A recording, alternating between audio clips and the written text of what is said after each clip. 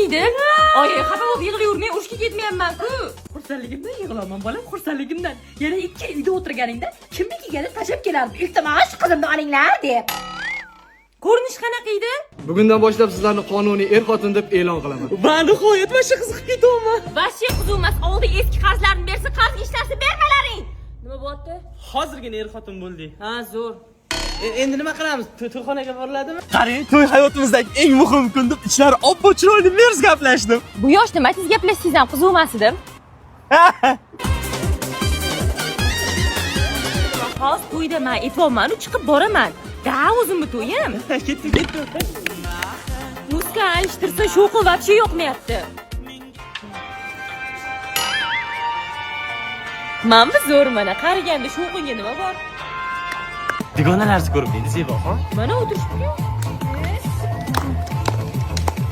Bolasi bilan kelganda uni ustiga hammasi kasal o'ynolmaydi bular. Ha, oyiz dugonalarni o'ylanma. To'y. Zeboxon, kolechasmi yoki shampan? Men oldim dorimni ichib oling. Qarang, tabrikka chiqishda to'yimizga esda qolarli bo'tda. Nimaga esingda qolmaydi? Yuklarni tushirib klientga berib yubordim. Bo'ldimi, tugadimi, to'y ketdingmi? Yo'q, hal tugan. Bel og'rig'im tutdi meni. Dorilar qarab keli. Aylanmalar insonlar ko'rib boshim aylanib ketyapti. Mana endi tort kesish marosimi, marhamat. Bu kunlarni qancha kutganman. Nimani kutasan, klient chiqqan bo'lsa berib yubormaysanmi? Hozir boraman kassan olgani. Nima qotuvding? Kelin salom qilish kerakmi? Xo'pdingizmi? Men to'yletga chiqib kelmasam bo'lmaydi, ketdim. Hozir kelaman, o'tiravringlar. Allo, Zeboxon, qachon kelasiz? To'y ham tugab bo'ldi. Hozir tovarni tushirib boraman, kutib turing. Tezlashlaring tanlagan ketishim kerak.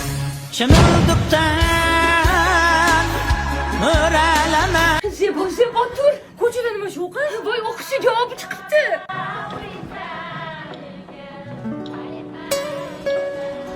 Nima bo'ldi?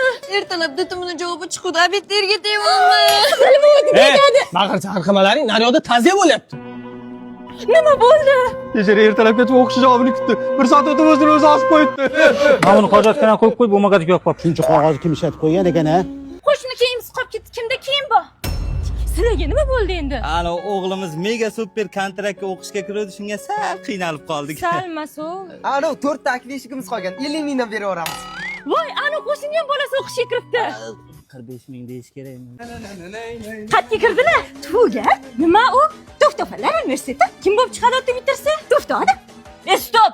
Birinchidan hali o'qishga topshirishga imkon bor. Ikkinchidan kelajaging uchun foydali bo'lgan joyga topshirishing kerak. Yuringlar men bilan.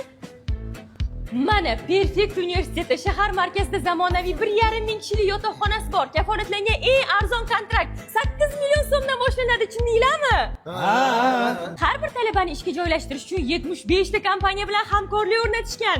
Eng kerakli yo'nalishlar bo'yicha o'qitishadi: marketing, iqtisodiyot, moliya va bank ishi, psixologiya, maktabgacha va boshlang'ich ta'lim, ingliz tili, rus tili, filologiyasi, xullas eng ideal variant.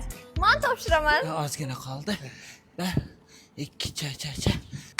Nima bo'lyapti? O'g'lim, tirik bo'lganingda sen ham o'qishga topshirarding. Sen o'zing yozmaganmiding? Men o'zim bo'lmagiga yozdim. Ana bu maga haq ketgani ma'lum bo'ldi. Ana ikkitagina akfa qoluvdi. 40 mingdan qilib beramiz, olmaysizlar? Yo'q. Mayli, boshlaymiz.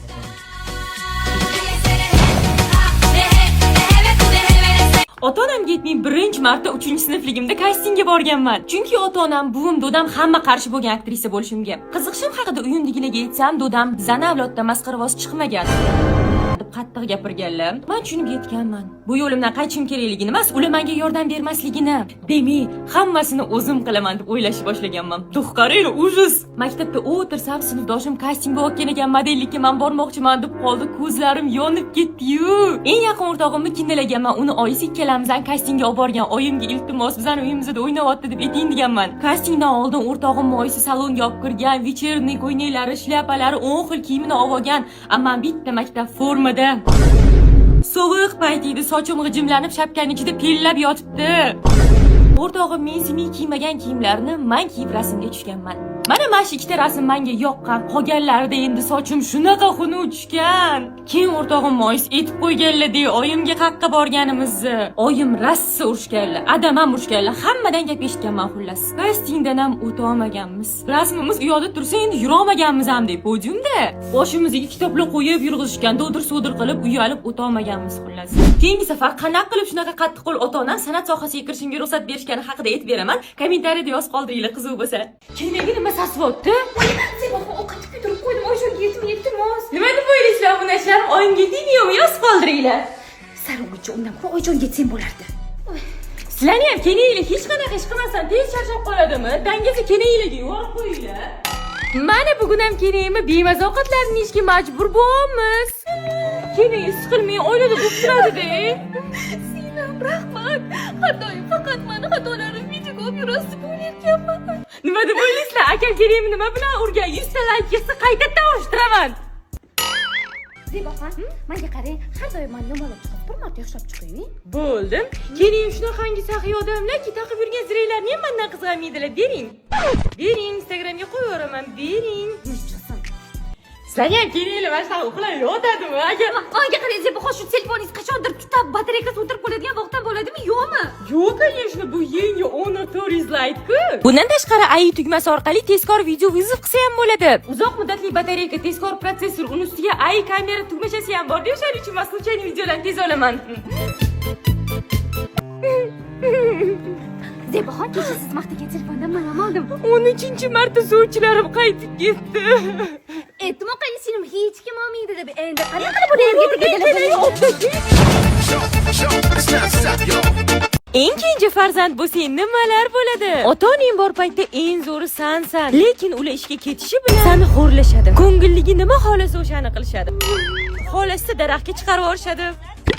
Katta oping o'yindan qolgan narsalarni, o'rtancha oping katta opingdan qolgan narsalarni kiyadi. Sen bo'lsa o'zingga yangi oldirasan. Qarindoshlaringdan faqat seni o'pib yalashadi. Opalaring bilan ularni voshimish yo'q. Mehmonlar oldida faqat senga ovqatlanish mumkin. Agar opachalaring nimadir yeb qo'ysa bormi?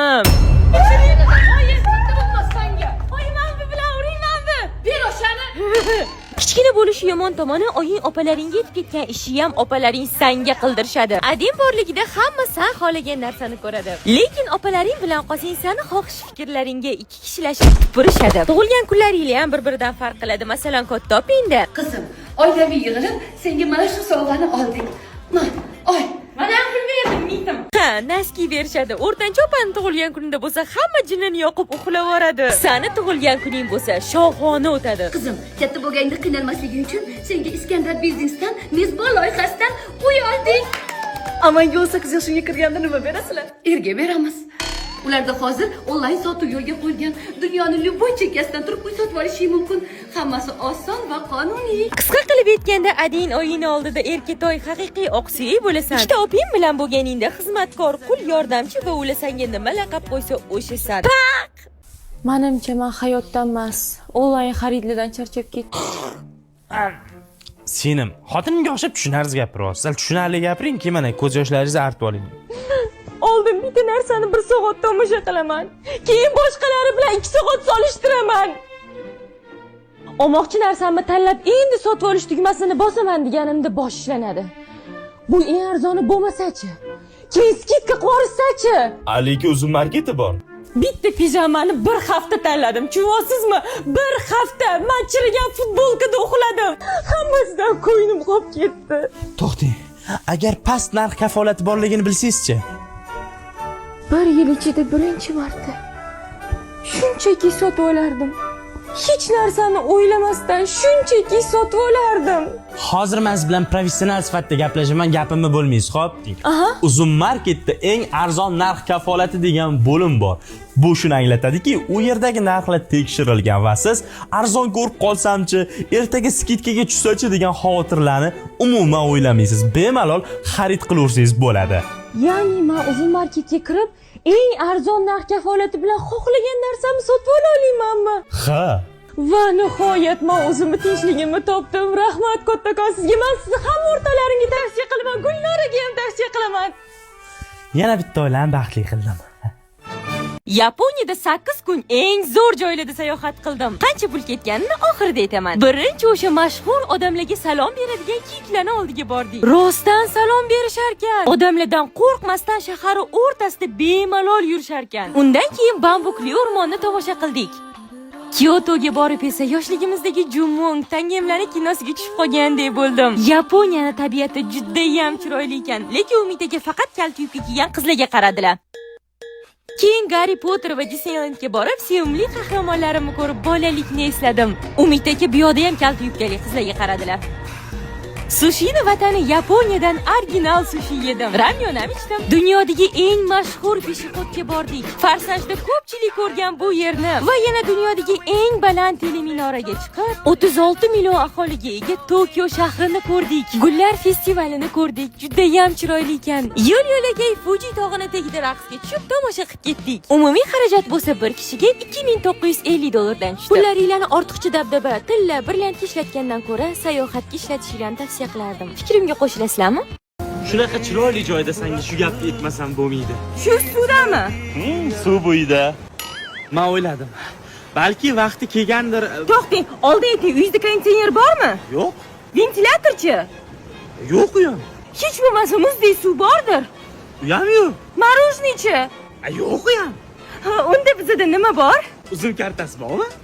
Bor. Chegirmalar ham bor degan. Uzum kartasi bilan Uzum market va Uzum tezkorda 30% gacha chegirmalar mavjud. Ventilyator ham, konditsioner ham chotki bo'ladi. Qancha menga turmushga chiqar. Voy, uxlab qolmanmi? Konditsionerni o'chirib yana. Bo'pti, turman senga ventilyator zakaz qilib beraman. Bitta o'ziga ham zakaz qilib yuboring. Qanaqa o'zi? Yo'q, hech nima demadim.